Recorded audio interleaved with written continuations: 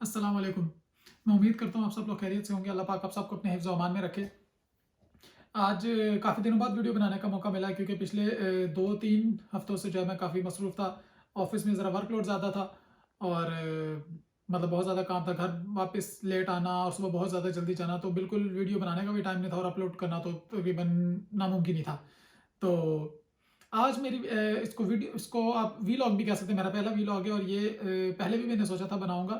Actually मैंने अपने जो है एक मेरे लिए गुड न्यूज़ थी, मैंने उसके बारे में बनाना था। तो वो थी एक्चुअली क्योंकि मुझे लास्ट मंथ की 18th ऑफ जून था ना? हाँ, 18th ऑफ जून को जो है मुझे जर्मन ड्राइविंग लाइसेंस मिल गया था।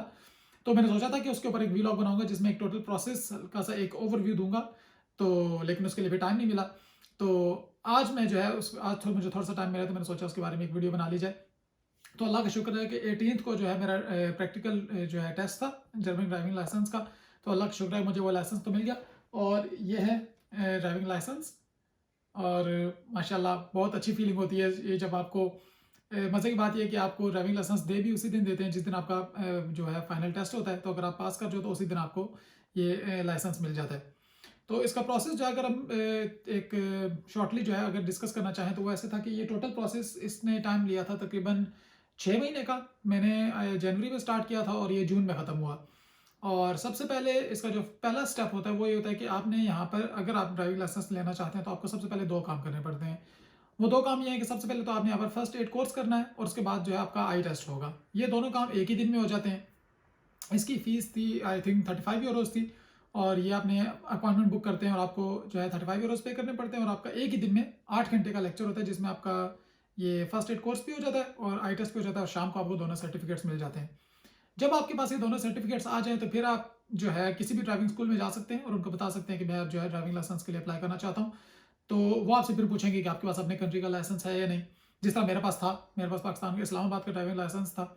तो मैंने कहा जी मेरे पास तो है। फिर उन्होंने कहा जी कि आप कन्वर्ट करा सकते हैं। तो फिर मैं कन्वर्ट कराने के लिए मुझे पहले ट्रांसलेशन करवाना ज़रूरी थी क्योंकि यहाँ पर ऑफिशियल लैंग्वेज जर्मन है। मेरा जो है वो तो इंग्लिश में था। तो उसके लिए फिर पहले ट्रांसलेशन के लिए गया वहाँ पर। यहाँ पर इनका एक ऑफिस है, उसको एडीएसी ये लोग कहते हैं। तो वहाँ पर गया, उन्होंने मेरे से 60 यूरो फीस ली थी उस टाइम और उन्होंने 1 हफ्ते का टाइम लिया। तो 1 हफ्ते के बाद जो है मैं जो मेरा ड्राइविंग लाइसेंस है विद ट्रांसलेशन वो मेरे जो है पते पर आ गया। तो जब वो मेरे पास आ गए फिर मैंने अपॉइंटमेंट ली अब इसको कन्वर्ट कराने की, जो इनका एक ड्राइविंग लाइसेंस का इनका पास इनका जो एक ऑफिस है। फिर वहाँ की अपॉइंटमेंट ली, वहाँ पर काफ़ी 1 महीने बाद अपॉइंटमेंट मिली। फिर वहाँ पर गया, उनको अपने वो जो अपना फर्स्ट एड कोर्स था और जो था मेरा आई टेस्ट का सर्टिफिकेट वो और साथ जो ट्रांसलेशन थी वो तीनों चीज़ों में लेकर गया।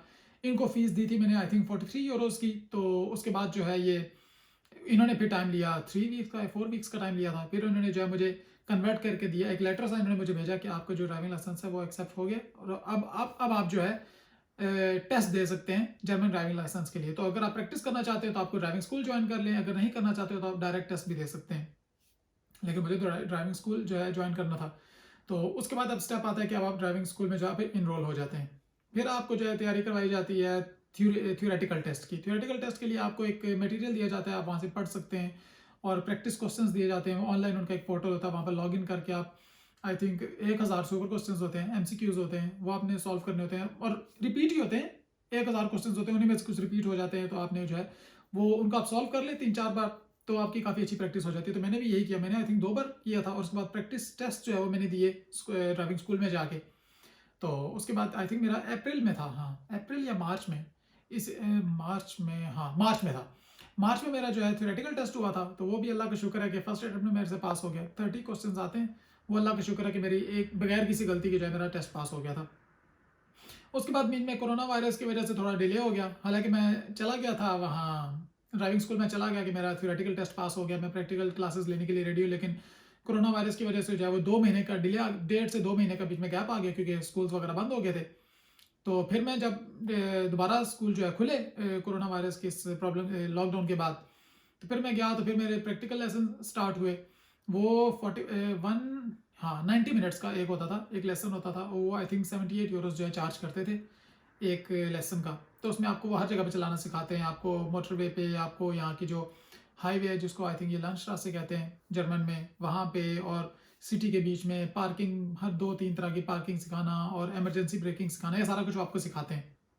और यहाँ पर अच्छी बात ये, जो आपका जो इंस्ट्रक्टर होता है वही डिसाइड करता है कि अब आप टेस्ट के लिए रेडी हैं या नहीं है।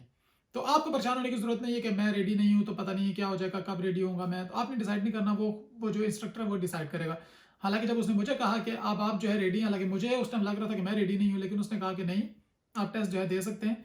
तो आपने बस सिर्फ़ वही करना जो मैंने आपको सिखाया है। तो अल्लाह का शुक्र है कि मैंने कोशिश की कि वही करूँ, तो वही किया और अल्लाह का शुक्र है कि पहले ही अटेम्प्ट में पास हो गया। मुझे तो काफ़ी डर लग रहा था कि मैं नहीं कर पाऊँगा, क्योंकि थोड़ा-सा मुश्किल होता है। एक जो एनवायरनमेंट है वो काफ़ी ज़रा एक स्ट्रेसफुल सा हो जाता है कि आपके साथ इंस्ट्रक्टर बैठा हुआ है और पीछे आपका एग्ज़ामिनर बैठा हुआ है, आपके डायगोनल में बैठा हुआ है, वो आपको देख रहा है कि आप मिरर्स में देख रहे हैं, आप सिग्नल्स पे कहाँ पर रुक रहे हैं, स्पीड आप मेंटेन कर पा रहे हैं या नहीं, ये वो, पार्किंग आपने सही की है या नहीं, तो ये सारी चीज़ें वो देख रहा होता है। लेकिन अल्लाह का शुक्र है कि पहली अटेम्प्ट में पास हो गया। और फिर गाड़ी की जो टेक्निकल चीज़ें हैं उनके बारे में भी कुछ ना कुछ क्वेश्चंस वो पूछते हैं। तो अल्लाह का शुक्र है कि वो भी मुझे इंस्ट्रक्टर ने बताए हुए थे, तो वो भी बहुत अच्छे तरीके से हो गए। लेकिन मतलब ये पूरा प्रोसेस जो है वो 18th ऑफ जून को जो है मुकम्मल, और अल्लाह का शुक्र है मुझे ड्राइविंग लाइसेंस मिल गया। अब इंशाल्लाह गाड़ी लेने के बारे में सोचना है कि कौन सी गाड़ी ली जाए।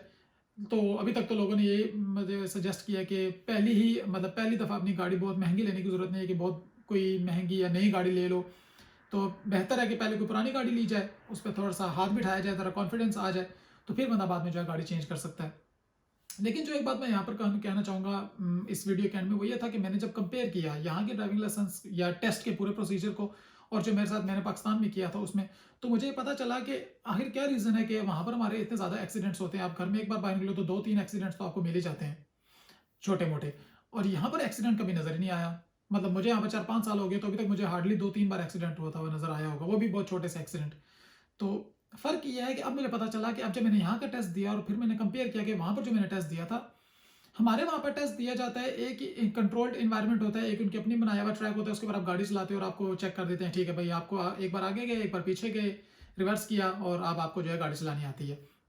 लेकिन फ़र्क ये है कि अगर आपने कहीं बाहर ट्रैवल करना है, तो अब आप अपनी रोड बना के नहीं जाओगे। आपका अपना ट्रैक नहीं होगा, कंट्रोल्ड एनवायरनमेंट नहीं है कि जिसके अंदर आपने गाड़ी चलानी है। तो यहाँ पर जो टेस्ट होता है वो आपको रियल सिचुएशन के अंदर डालते हैं कि भाई अब आप इस एज आप एक पब्लिक ट्रैफिक में आप कैसे जो है बिहेव करते हैं, ट्रैफिक रूल्स को फॉलो करते हैं, स्पीड मेंटेन कर पाते हैं, ब्रेक्स आप लगा सही पाते हैं कि नहीं। तो ये फ़र्क है यहाँ पर और टेक्निकल चीज़ों को के लिए भी ट्रेन किया जाता है। तो फ़र्क ये है कि यहाँ पर ट्रेन किया जाता है, फिर ड्राइविंग लाइसेंस देते हैं। सिर्फ़ ये चीज़ नहीं चेक करते कि आपको गाड़ी चलानी आती है। गाड़ी तो चलानी, तो अगर एक बंदे के घर में गाड़ी है, उसके बड़े भाई या अब्बू के पास गाड़ी है, तो वो हो सकता है कि 2-3 साल के अंदर, फॉर एग्ज़ाम्पल अगर वो 16-17 साल का, तो 18-19 साल तक वो वैसे गाड़ी चलाना सीख जाएगा। लेकिन उसको ट्रैफ़िक में बिहेव करना आता है या नहीं, वो ये लोग यहाँ पर सिखाते हैं। तो इसलिए यहाँ पर जो है एक्सीडेंट्स की जो रेशियो है वो बहुत कम है। तो मेन डिफरेंस ये है। तो अल्लाह का शुक्र है कि पहली अटेम्प्ट में लाइसेंस मिल गया, बहुत खुशी की बात, मतलब अच्छी फीलिंग है। तो उम्मीद है कि, और हाँ, बल्कि एक बात जो मेन चीज़ है वो एंड में, कि टोटल पैसे कितने लगे इस ड्राइविंग लाइसेंस को जो है, क्योंकि बहुत से लोगों का क्वेश्चन होता है, कुछ लोगों के ज़्यादा लगते हैं, कुछ लोगों के कम लगते हैं। तो अगर टोटल कॉस्ट की बात की जाए तो मेरे आई थिंक लगे थे 1700-1800 यूरो जो है, आप जहन में रख सकते हैं। अगर, क्योंकि मैंने जो प्रैक्टिकल लेसन्स लिए थे वो 8 या 10 प्रैक्टिकल लेसन्स थे। और हाँ, उसके बाद वो मटेरियल के पैसे, उसके बाद ड्राइविंग स्कूल में जो है वो रजिस्ट्रेशन की जो फ़ी होती है वो, और बाकी जो टेस्ट वगैरह मैंने आपको बताए थे वो, सॉरी हाँ, ये जो कोर्सेज़ वगैरह के और कन्वर्जन के और ये ट्रांसलेशन के, तो कुल मिला के मैंने काउंट किए थे, तो मेरे आई थिंक 1700-1750 यूरो लगे थे। कुछ लोगों का मैंने ये भी पढ़ा कि 2200-2300 यूरो भी लग जाते हैं अगर किसी ने जो है री अपीयर हुआ टेस्ट में, फर्स्ट अटेम्प्ट में पास नहीं हो सका, तो फिर एडिशनल जो है पैसे जो है लग जाते हैं। लेकिन 1700-1800 या 2000 आप अपने जहन में रख सकते हैं, 2000 यूरो के अंदर भी लग सकते हैं, 200-300 यूरो पर भी लग सकते हैं। तो ये एक ओवरऑल प्रोसीजर था कि यहाँ पर किस तरह ये, मतलब स्टेप बाय स्टेप आप इस तरह जा सकते हैं। ऑफ कोर्स अगर डिटेल्स में जाएंगे तो और बहुत सारी चीज़ें होंगी, लेकिन ये एक इसको कह सकते हैं कि एक ओवरव्यू था बाहर से कि ये चीज़ है। तो उम्मीद है कि, एक्चुअली मैंने बनाने का मकसद ये था वीडियो के, अगर कुछ लोग जर्नी का ड्राइविंग लाइसेंस लेने का प्लान करते हैं, या अगर कोई लोग जर्नी आने का सोच रहे हैं और वो सोच रहे हैं कि वहाँ पर जाके मैं ड्राइविंग लाइसेंस लूँगा, तो उनको इससे एक ओवरव्यू मिल जाएगा। तो उम्मीद है कि ये वीडियो किसी न किसी के लिए जो है फ़ायदेमंद ज़रूर साबित होगी। आप अपने दोस्तों के साथ भी शेयर कर सकते हैं कि शायद उनके लिए फ़ायदेमंद हो जाए। और हमारे चैनल को जो है सब्सक्राइब करना मत भूलिएगा, ताकि आने वाली तमाम वीडियोज़ की नोटिफिकेशन आपको जो है टाइमली मिलती रहे। तो इंशाल्लाह आपसे मुलाकात होगी अगली वीडियो में, तब तक के लिए अपना ख्याल रखिएगा। अल्लाह हाफ़िज़।